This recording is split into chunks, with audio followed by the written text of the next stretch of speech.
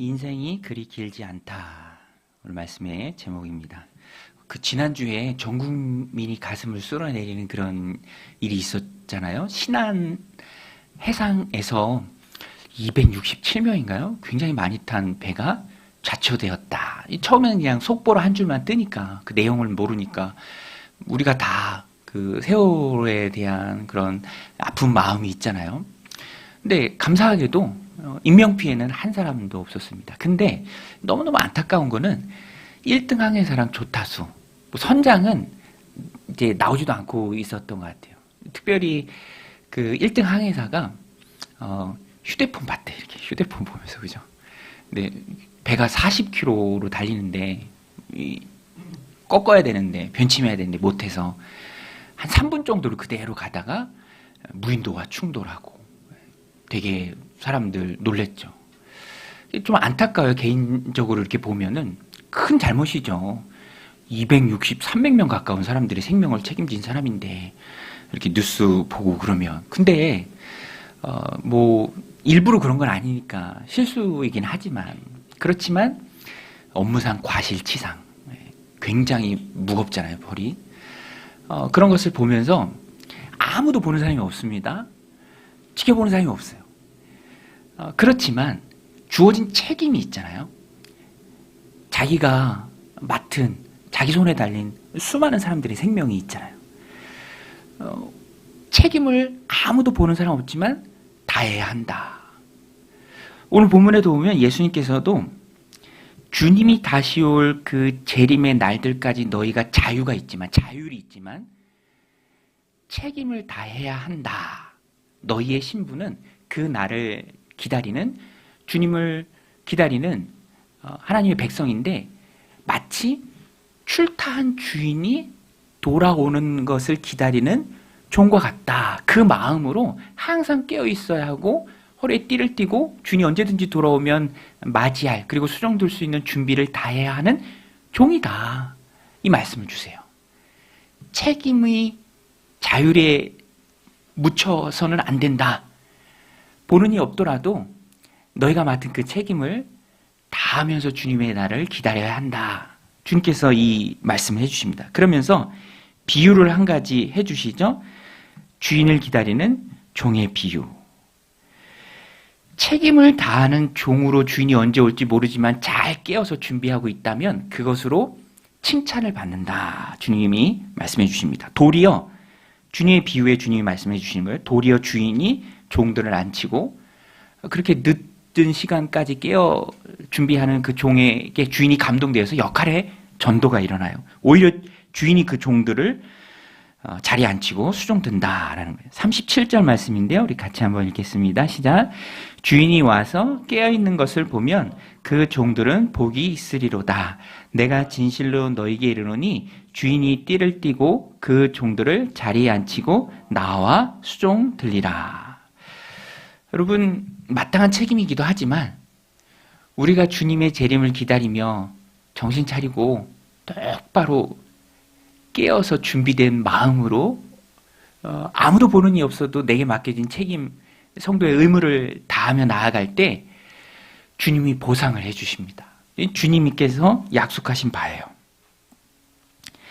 중요한 것은 주인을 기다리는 종은 항상 준비가 되어 있어야 한다라는, 종은 준비가 되어 있어야 한다. 2경이나 혹은 3경에 이게 관용구처럼 등장하는 말인데요. 굉장히 이른 새벽 시간을 말합니다. 그 시간에도 누구나 다 잠들 수 있고 소홀할 수 있는 시간, 아무도 보는 이 없어서 그냥 내 임의대로 행할 수 있는 그 시간에도 주인이 언제 올지 모르니까 기다리고 깨어서 준비하고 있는 그 종에게 주님께서 보상을 해주시죠. 주님은 언제 오실지 모릅니다. 39절 40절인데요. 우리 같이 한번 읽겠습니다. 시작. 너희도 아는 바니 집 주인이 만일 도둑이 어느 때에 이룰 줄 알았더라면 그 집을 뚫지 못하게 하였으리라. 그러므로 너희도 준비하고 있으라. 생각지 않은 때에 인자가 오리라 하시니라. 생각하지 않은 때에 주님이 재림하십니다. 생각하지 않은 때. 저도 한 1년 됐나? 갑자기 새벽 예배하고 기도 자리에 앉았는데 휴대폰 문자가 막 울렸잖아요. 기억하시나요? 그 문구가 오늘 6시 32분 서울 지역의 경계 경보 발령. 국민 여러분께서는 대피할 준비를 하시고 어린이와 노약자가 우선 대피할 수 있도록 해주시기 바랍니다. 이 문자 기억나시잖아요? 저도 그거 보면서 한참 멍하니 있었어요. 어디로 대피해야 되지?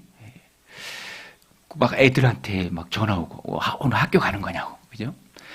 그런데 그날 그 시간에 그런 상황에 그런 문자가 오리라고 생각한 사람은 없었을 것 같아요. 주님이 오시는 때도 그와 같아요. 대비할 수 있는 방법은 유일하게 깨어서 준비하는 것밖에는 없습니다. 여러분, 사고는 언제 날지 모르잖아요. 그래서 우리가 보험을 들잖아요. 사고 언제 난다, 올해는 안 나고 내년에 난다. 그러면 누가 생돈으로 보험을 들겠습니까? 언제 날지 모르는 거예요, 사고는. 주님의 오심도 똑같습니다.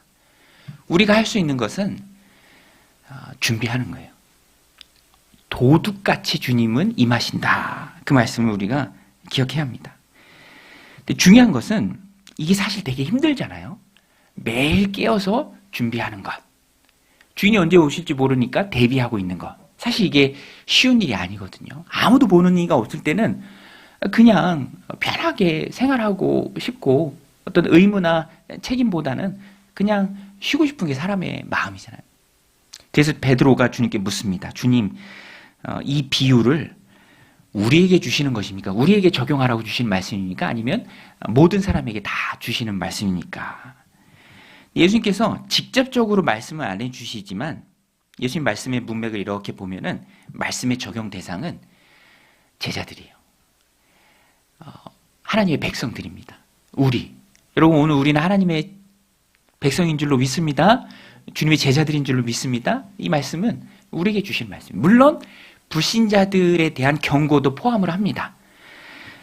말씀의 적용 대상을 가지고 우리가 하나씩 좀 살펴볼 텐데요. 첫 번째는 이 말씀이 제자들에게 주시는 말씀이지만 맡은 일에 책임을 다하라라는 말씀이지만 그럼에도 불구하고 믿지 않는 자들에 대한 경고의 말씀이기도 합니다.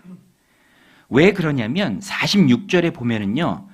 어미 때린다라는 말씀이 나와요. 어미 때린다. 근데 이게 원어로 보면은 되게 무시무시한 말입니다. 절단낸다. 둘로 나눈다.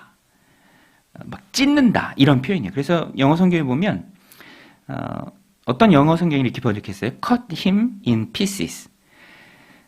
조각으로 나눠버린다. 되게 무서운 말씀이잖아요. 주님이 재림할 때가 바로 심판의 날이에요. 세상의 종말이 언제입니까? 주님의 재림의 때예요. 예수님 다시 오는 그때. 예수님 한 번 오셨죠? 초림이라고 합니다. 우리 성탄절. 너무너무 기쁜 날이잖아요. 그리고 하늘로 승천하셨어요. 구속사역을 완성하시고 우리에게 생명을 주시고 그리고 그 주님은 다시 오시는데 다시 오실 때는 심판 주러 오세요. 처음 오실 때는 인간의 몸을 입고 아기 예수님으로 오셨지만 다시 오실 때는 정반대의 모습입니다. 구름 타시고 영광과 권세 가운데 오세요. 모든 사람은 그 앞에 무릎을 꿇어야 합니다. 그 심판대 앞에 서야 합니다. 그런데 수많은 복음의 기회, 회개할 기회, 믿고 영접할 기회 다 거부하고 다 발로 찬 그들에게는 하나님의 심판이 임할 수밖에 없다. 종의 자리에 있으나 마음은 주인과 관계없는 사람. 우리 47절인데요. 하나님의 뜻을 알고도 행하지 않는 불신자를 말합니다. 어미 때린다라고 말한 대상이요. 우리 47절 말씀 같이 한번 읽겠습니다. 시작. 주인의 뜻을 알고도 준비하지 아니하고 그 뜻대로 행하지 아니한 종은 많이 맞을 것이요. 어미 때린다, 많이 맞은다. 이게 심판의 용어예요. 믿지 않는 끝까지 복음을 거부한 불신자를 향합니다. 그런데 특별한 것은 이 본문에서 이 대상이 되는 불신자는 신기하게도 겉으로 볼 때는 믿는 것 같은 사람이에요. 겉으로 볼 때는 성도와 같은 모습이 있는 자들입니다. 종으로 보여요. 교인 같아 보여요. 신자 같아 보입니다. 그런데 왜냐하면 하나님의 뜻을 아니까. 이것이 하나님의 뜻이라는 것을 아는 자예요. 그런데 실상 그 하나님의 뜻과 상관없는 삶을 살아갑니다. 회개하지도 않고 죄를 멀리하지도 않고 죄에 대해서 예민한 마음도 없고 오히려 죄를 누리고 하나님의 뜻은 알지만 지속적으로 거부하고 반발하는 자죠. 그 뜻에 대해서. 그래서 이런 사람이 누굴까? 마음으로 믿지 않고 머리로 알고 있지만 삶으로도 순종하지 않는 주인의 뜻을 알고도 준비하지 아니하는 종. 성경은요, 가라지라고 말합니다. 가라지. 마태복음에 나오죠? 가라지. 이게 가라지예요. 미래 알곡이 있고 가라지가 있습니다. 겉으로 볼 때는요, 비슷해요. 비슷하잖아요. 그죠? 비슷해요. 마태복음 비유에서 나오잖아요. 밀밭에 가라지가 있나이다. 주인이 뽑을까요? 가만두어라. 알곡까지 상할까? 염려된다. 걱정된다. 추수 때까지 두어라. 추수꾼 일꾼에게 얘기해서 가라지는 속가내라고 하겠다. 여러분, 참 밀이 있고요. 가라지가 있습니다. 밀은 속이 꽉 차서 익을수록 고개를 숙여요. 추수 때 드러나는 거예요. 하지만 가라지는 속이 텅 비었기 때문에 추수할 때쯤에도 가벼우니까 고개가 서 있습니다. 구분되죠? 주님의 이 말씀이 1차적으로는 믿지 않는 자들에 대한 경고의 말씀이에요. 나는 가라지인가 알곡인가? 무작정 두려워할 필요는 없습니다. 그러나 기왕에 주님이 이 말씀을 제자들에게 주셨음에 우리는 그 말씀을 가지고 우리의 삶을 점검해 볼 필요는 있어요. 내가 참 알곡이라면 당연히 참 알곡의 모습이 나타나야 할 터인데 가라지와 같은 모습이 있진 않은가? 주님의 뜻을 알고도 그것을 지속적으로 거부하고 죄에 대해 예민하지도 않고 주님의 뜻을 따르는 삶의 모습이 도무지 없다면 그것은 점검상 흔들어 볼 필요가 있는 것이죠. 여러분, 목적은 내가 하나님의 자녀로 하나님 나라를 소유하고 하나님 나라에 가는 것입니다. 구원받는 하나님의 백성이 되는 거예요. 속는 게 아니라 진실한 하나님의 백성으로 신실한 청지기의 삶을 살아가는 것입니다. 그래서 오늘 우리는 이 말씀을 가지고 우리의 방향을 점검해야 합니다. 가라지의 가장 큰 특징이 뭐냐면 현재만 누리는 거예요. 현재. 예수님 또 따르는 제자들이 있었지만 무리들도 있었습니다. 제자와 구분되는 무리들이에요.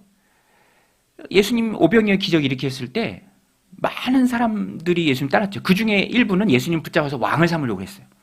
야, 예수님 있으면 먹고 살 걱정 없겠다. 그냥 현실을 누리는 것에서만 집착합니다. 거기에만 초점이 맞춰져 있어요. 그래서 주님이 다시 오시는 것에 대해서는 생각을 하지 않아요. 믿는 자의 가장 큰 증거는 다시 오실 주님께 초점이 있습니다. 자율이 있지만 책임이 있음을 잊지 않아요. 함부로 행동하지 않습니다. 하나님 앞에서의 삶을 살고자 애써요. 안 되면 힘들어하고 더 의지하고 붙들리려고 하고 그저 오늘의 삶을 누리는 것에 만족이 있지 않습니다. 그런데 가라지는 그렇지 않아요. 현재만 누립니다. 미래에 대한 생각이 없어요. 주인에 대한 눈치도 없고 오직 자기 자신의 쾌락이죠. 즐거움과 행복입니다. 45절, 46절인데요. 우리 같이 한번 읽겠습니다. 시작. 만일 그 종이 마음에 생각하기를 주인이 더디 오리라 하여 남녀 종들을 때리며 먹고 마시고 취하게 되면 생각하지 않은 날 알지 못하는 시간에 그 종의 주인이 이르러 엄히 때리고 신실하지 않은 자의 받는 벌에 처하리니. 여러분, 제가 말씀드렸죠. 이거는 불신자에 대한 경고입니다. 신자가 이렇게 되진 않을까 막연한 두려움에 떨 필요는 없어요.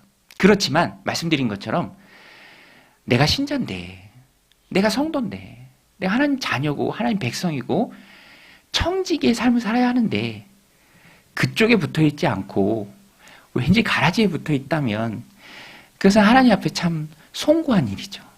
다시 이쪽으로 와야 합니다. 가나안 교인이라고 혹시 들어보셨나요? 가나안 교인. 거꾸로 얘기하면 그거잖아요. 안 나가. 오늘 되게 뭐 슬픈 일이 있으면 웃지도 않으시고 그래. 너무 딱딱하니까 제가 긴장하게 되잖아요. 그죠? 들어보셨죠? 가나안 교인? 저는 말씀 준비하면서 그런 것도 좀 생각나더라고요. 물론 그 가나안 교인에 대해서 함부로 비판하거나 비방할 수는 없습니다. 얼마나 그 마음에 상처와 또 아픔이 있겠어요.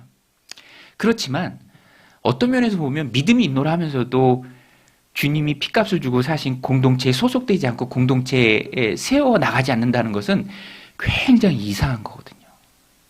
갈아질 가능성도 참 농후합니다. 점검해야 돼요. 흔들어 봐야 합니다. 내가 정말 구원 받았나? 내가 정말 하나님 자녀가 맞나? 그런데 왜 내 삶은 자꾸만 청지기의 삶이 아니라 이 땅에서 현재를 누리고 미래에 과 있지 않고 그저 현실을 즐기기에만 급급한가? 기왕이 신앙생활한 거 더 많이, 더 폭넓게, 더 깊이 청지기의 삶으로 딸려가는 게 맞다. 주님이 제자들에게 주신 말씀이에요. 정말로 믿는 줄 혼자 착각한 것이고 믿지 않는다면 다시 예수 영접 모임 해야겠죠. 다시 예수님 믿고 진실한 마음으로 회개하고 하나님 자녀의 삶을 살아야 합니다. 방향을 점검해야 해요. 우리가 기억해야 할 것은 내가 내 자신과 내 자신이 살아가는 세상을 어떻게 대하는지 점검해야 합니다. 나와 나를 어떻게 생각하는가? 또 내가 살아가는 이 세상에 대해서 내가 어떤 마음을 갖고 있는가? 내가 나만 귀하고 자기중심적이고 또 내가 살아가는 이 세상을 너무 사랑하고 애착한다면 청지기의 삶은 요원하겠죠. 왜냐하면 청지기는 주님의 눈치를 보는 삶이에요. 주님 앞에서의 삶입니다. 주님이 언제 오실까? 주어진 자율 속에서도 책임을 잊지 않고 그 책임을 다하는 자입니다. 아무리 밤늦은 시간이라도 잠자리에 들지 않아요. 허리에 띠를 띠고 주님이 오실 것을, 주인이 오실 것을 준비하고 기다립니다. 여러분, 세상은 영원하지 않습니다. 완전한 처소도 아니에요. 임시 거처입니다. 끝날이 정해져 있어요. 안 갈 것 같아도 길지 않기에 금방 가는 게 세상이죠. 그렇죠, 여러분? 저도 입대했을 때 후반기 교육 받고 일주일 전에 군생활 2년 동안 할 자대를 알려줘요. 그 얼마나 떨리겠어요. 알려주는 날 전화기 앞에 섭니다. 그럼 ARS로 알려줘요. 저는 이렇게 들으니까 제가 2년 동안 자대 생활할 곳이 국군 병원이래. 제가 얼마나 좋은지 몰랐어요. 할렐루야, 하나님이 살아계신다. 그날부터 일주일 동안 자는데 너무 행복해. 미소 지으면서 잤어요. 병원, 그죠? 얼마나 깔끔하고 아침 구보도 없을 거야. 너무 행복했어요. 근데 일주일 후에 자대 가서 깜짝 놀랐습니다. 건물이 낡아도 그렇게 낡을 수가 없어요. 그 120명 기간병이 생활하는 내무반이 하나야, 하나. 스위치가 하나야. 불 켜고 끄는 스위치가 하나. 한 50m 쭉 늘어져 있고 양옆으로 60명씩 자요. 120명이 자. 그 어두컴컴한 곳에 막내로 제가 들어갔잖아요. 주님 살아계십니까? 정말 이곳에서 내가 2년을 살아야 합니까? 120명 중에 막내. 이 120명 언제 다 보내나? 정말 시간이 가나? 그런데요, 너무 신기한 게 120명을 제가 다 보내고 제가 나갈 날도 돌아오더라. 여러분, 시간에 속지 마세요. 우리 한번 따라서 시간에 속지 말자. 길지 않아요. 절대로 길지 않습니다. 하나님 앞에 헌신하고 쓰임받고 청지기로 주님 나라를 위해 일하고 주님 기뻐하신 일에 소용될 수 있는 시간이 생각보다 길지 않다. 여러분 동의하십니까? 길지 않아요, 우리 인생이. 시간에 속지 말아야 합니다. 전도서 12장 1절이죠. 우리 같이 한번 읽겠습니다. 시작. 너는 청년의 때 너의 창조주를 기억하라. 곧 공고한 날이 이르기 전에 나는 아무 낙이 없다고 할 때가 가깝기 전에 너의 창조주를 기억하라. 여러분, 우리는 주님 앞에 다 청년이에요. 이거 청년한테 주는 말씀이니까 아니겠지. 아니에요. 우리는 다 주님 앞에 새벽 이슬 같은 청년입니다. 주님의 일을 하기 때문에 청년이에요. 창조주를 기억해야 합니다. 또 이 말씀은요, 믿는 자들에게 주신 말씀이죠. 제가 거듭 말씀드리지만 제자들에게 주신 말씀이에요. 여러분, 오늘 우리가 주님의 제자죠. 나는 주님의 제자다라고 생각하는 분 손들라고 그러면 좀 뻘쭘하니까 속으로 생각하시죠. 나는 주님의 제자인가? 여러분, 주님의 제자입니까? 제자. 지사님 제자. 아멘 하는 분이 제자인 줄로 믿습니다. 지금 말고 아까 아멘 한 분이. 우린 주님 안에 제자인 줄로 믿습니다. 그래야 이게 제자의 삶이 되는 거야. 내가 나 스스로를 무리다, 그냥 세상에 집착하는 책임과 의무를 다하지 않고 뭐 이렇게 휴대폰도 볼 수 있고 뭣도 할 수 있고 그러는 사람이라고 생각해 버리면 제자의 삶은 요원한 거죠. 그래서 이 말씀 제자에게 주신 말씀이라고 예수님이 분명히 말씀하신 거예요. 너희에게 주는 말씀이다. 뒷부분에 주님 말씀하세요. 많이 받은 자에게는 많이 요구한다. 제자는 많이 받은 자들이잖아요. 주님을 만난 사람은 주님의 뜻을 따라 살아가야 합니다. 사람은 두 종류예요. 주님 만난 사람인가? 주님 만나지 않은 사람인가? 주님 아직 만나지 않았다면 주님 만나시기를 주님의 이름으로 축원드립니다. 주님을 만났다면 주님 만난 이후에 주님의 뜻을 따라 사시기를 축원드립니다. 오늘 우리의 삶의 목적은 주님께 있어요. 목적은 주님입니다. 그 외의 것들은 다 수단이에요. 주인의 뜻을 따라 사는 종들에게 주님이 원하신 것은 청지기의 삶입니다. 이 청지기는요, 신분이 좀 특별해요. 청지기가 뭐냐면 주인을 대신하는 사람입니다. 그래서 일반 종들보다는 좀 높아요. 직위가. 맡은 일이 좀 높습니다. 그래서 매니저예요. 매니저. 그래서 일반 직원들한테, 종들한테 나눠줍니다. 때를 따라 나눠줘요. 함부로 하지 않아야 해요. 자기가 주인이 아니라 주인의 권한을 잠깐 행사하는 거기 때문에 주인처럼 굴지 않습니다. 오늘 본문에 보면 청지기가 되라. 작은 것에 충성하면 더 큰 것을 준다. 우리 43절, 44절 같이 한번 읽겠습니다. 시작. 주인이 이를 때 그 종이 그렇게 하는 것을 보면 그 종은 복이 있으리로다. 내가 참으로 너희에게 이르노니 주인이 그 모든 소유를 그에게 맡기리라. 모든 소유를 그에게 맡기리라. 그리스도인들은 인생의 목적이 하나님으로 바뀐 사람들입니다. 이 땅에서 잘 되는 것만이 목적이 아닙니다. 물론 이 땅에서 잘 되는 것이 필요하죠. 하나님의 나라를 위해서, 하나님의 나라를 위해서 가정이 평안하고 또 자녀들이 안정되고 하나님 쓰실 것을, 그 일용할 양식을 부족함 없이 공부해 주실 때 우리가 하나님의 나라를 위해서 또 힘있게 쓰임받을 수 있습니다. 하나님의 특별한 계획 속에서 선교사나 어떤 참 긍휼 사역이나 그런 일들이 아니라면 하나님께서 부어주심 정말로 있습니다. 그러나 그 자체는 덤인 은혜지 그것 자체가 목적은 아니죠. 우리의 목적은 주님을 섬기는 일이에요. 하나님을 섬기는 일입니다. 그래서 청지기 의식을 늘 기억해야 돼요. 청지기. 청지기는요, 오늘 본문의 문맥에 의하면 가장 잘 다루어야 할 게 바로 시간입니다. 시간. 그쵸? 주인이 언제 올지 몰라요. 정해지지 않아요. 나는 그 정해지지 않은 시간 속에서 내 삶을 살아갑니다. 청지기로서. 그러면 그 시간을 어떻게 보낼 것이냐. 그래서 아까 제가 말씀드린 거예요. 길지 않다. 시간에 속지 말라. 항상 시간을 의심해야 돼요. 여러분, 하나님은 시간을 초월하시는 분이세요. 그렇죠? 하나님께는 시간이라는 게 존재하지 않습니다. 그래서 시편 90편 4절에도 보면 이 자막을 함께 볼게요. 제가 읽어드리겠습니다. 주의 목전에는 천년이 지나간 어제 같으며 밤의 한순간 같을 뿐임이니이다. 천년이라는 그 긴 시간도 주님께는 밤의 한순간과 같아요. 우리 하나님께는 시간이라는 것이 존재하지 않아요. 또 베드로도 말합니다. 사랑하는 자들아, 주께는 하루가 천년 같고 천년이 하루 같다는 이 한 가지를 잊지 말아라.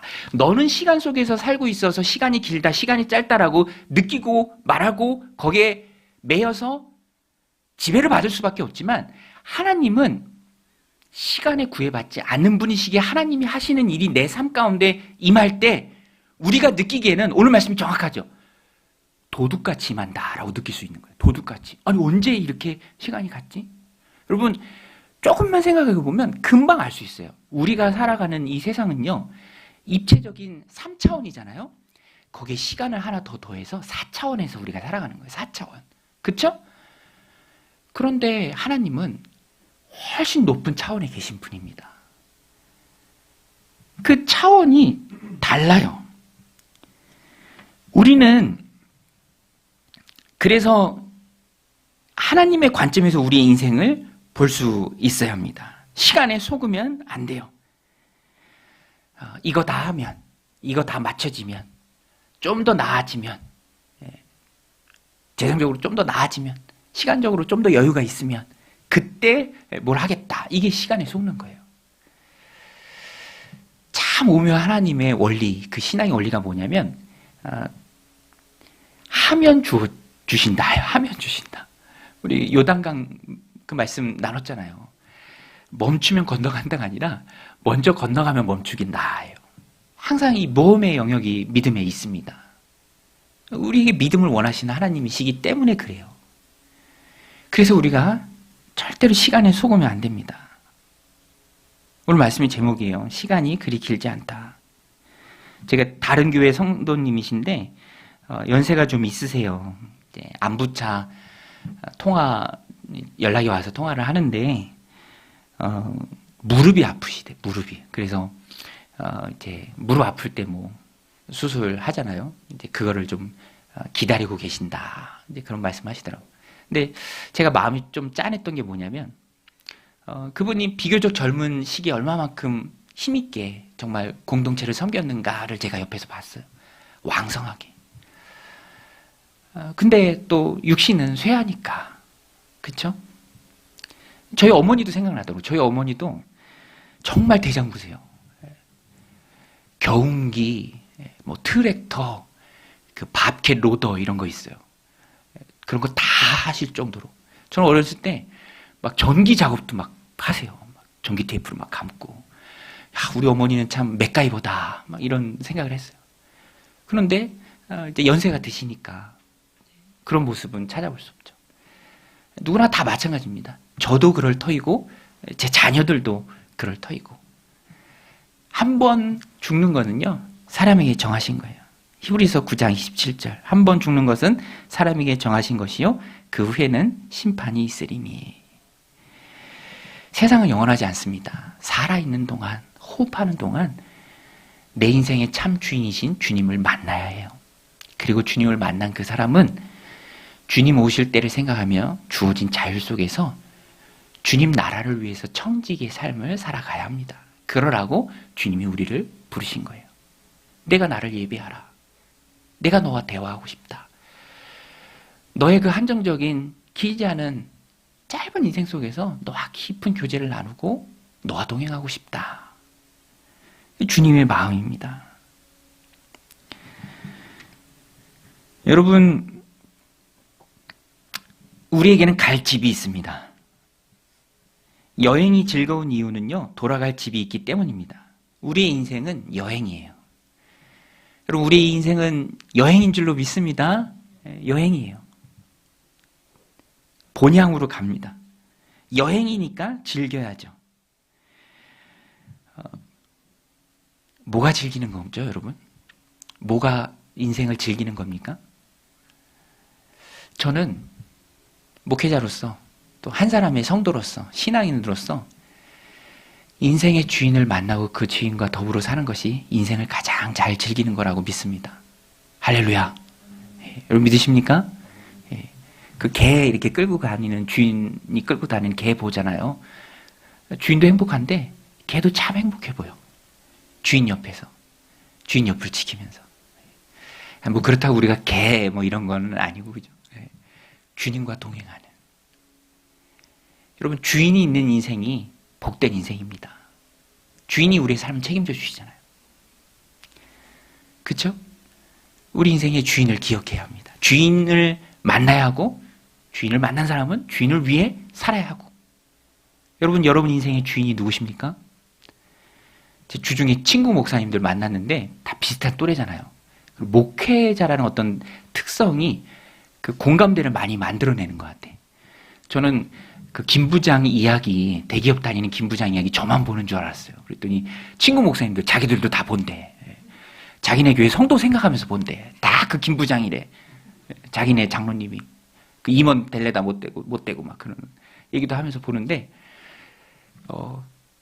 공감을 하는 부분이 딱 하나 있더라고요.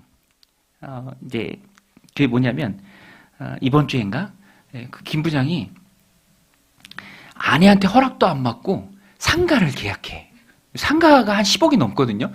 그 아무리 돈 많아도 그걸 계약해. 야, 이건 좀 비현실적이다. 우리가 공감하기 어렵다라고 공감하는 거. 동의하기 어렵다고 동의하는 거. 예. 보니까 목사님들도 다 이제 사모님한테 뭐 결제하고 받고 막 다 하더라고요. 그죠? 저도 이해가 안 되더라고요. 뭐 하나 살 때도 허락 맡아야 되는데, 아무리 그래도 그런가. 자기가 자기 인생의 주인이 되면 그럴 수 있습니다. 자기가 자기 인생의 주인이 되면 자기 마음대로 사는 거예요. 허락 맡을 자가 없죠. 자기가 자기 인생의 주인이니까. 미래에 대한 관심이 없습니다. 자기가 가장 중요해요. 자기 감정이 제일 중요해요. 자기가 다치면 안 돼. 종의 신분을 망각해요. 그래서 함부로 삽니다. 종 때리고 먹고 취하고 마시고. 그러면 주인이 다시 올 때 심판을 당한다. 우리는 제자니까 제자의 모습 쪽으로 더 가까이 가야 한다라는 것입니다. 그래서 저는 오늘 본문의 마지막 이 48절 읽으면서 참 많이 마음에 와닿았어요. 우리 48절 같이 한번 읽겠습니다. 시작. 무릇 많이 받은 자에게는 많이 요구할 것이요 많이 맡은 자에게는 많이 달라 할 것이니라. 48절 후반부인데요. 많이 받은 자에게는 많이 요구할 것이요 많이 맡은 자에게는 많이 달라 할 것이라. 저는 목회자니까 많이 받은 자겠죠. 많이 받은 자로서 또 많이 돌려드려야 함이 마땅한 삶이고요. 또 감사의 이유입니다. 여러분 어떻게 많이 받으셨나요? 적게 받으셨나요? 많이 받았죠. 구원을 받았잖아요. 많이 받은 자입니다. 여러분 인생이 길지 않습니다. 제 아내가 뭐 살 때 제가 반대하면 마지막에 꼭 하는 말이 있어. 이게 치트키야. 여기엔 반박할 게 없어. 뭐라고 하냐면 인생이 길지 않은데 왜 그거 못 사게 하냐. 이게 반박할 말이 없어요. 그래요. 야, 그래 인생이 길지 않은데 내가 왜 고집을 부리냐. 더 누릴 수 있을 때 누려야 되고, 그죠? 근데 모든 초점과 모아짐은 우리 그리스도인들은 하나님께 있습니다. 여러분 우리의 인생이 길지 않습니다. 하나님 주신 건강 속에서, 하나님 주신 시간 속에서, 하나님 주신 그 인생 속에서 청지기로 살아가는 저 여러분들이 다 되시기를 주님의 이름으로 축원드립니다.